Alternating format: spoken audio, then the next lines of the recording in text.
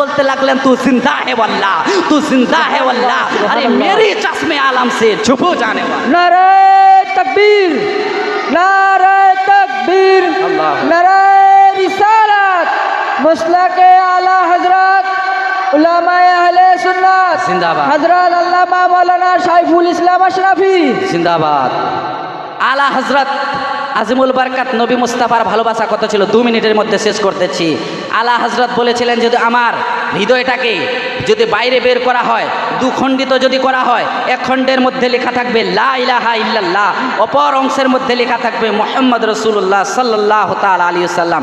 ওনার পীর মুর্শিদ বলেছিলেন কাল কিয়ামতের দিন, কাল হাসরের প্রান্তরে কার পীর মুর্শিদ? আলা হজরতের পীর মুর্শিদ। কারণ সময় নেই, বক্তা বসে আছে, আর বেশি বিলম্ব করব না। ওনার পীর মুর্শিদ বলেছিল হাসরের প্রান্তরে যদি আমাকে জিজ্ঞাসা করা হয়, এ মা আলে রাসূল তুমি দুনিয়ার বুক থেকে কি নিয়ে এসেছো?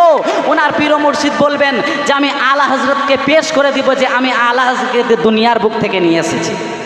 আমার আলা হজরত যখন ইন্তেকাল করলো, ইন্তেকাল করার পরে আমার আলা হজরত ওসিয়ত করলেন আমার মুরিদের আমার কবরটা তোমরা বেশি করে গর্ত করিও, বেশি করে খনন করিও।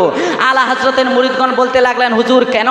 আমার আলা হজরত বলেছিলেন আমার নবী মুস্তাফা তৃতীয় সওয়ালে আমার নবী মুস্তাফা আমার কবরে আসবে, জালওয়াগার হবে, তাশরিফ নিয়ে আসবে।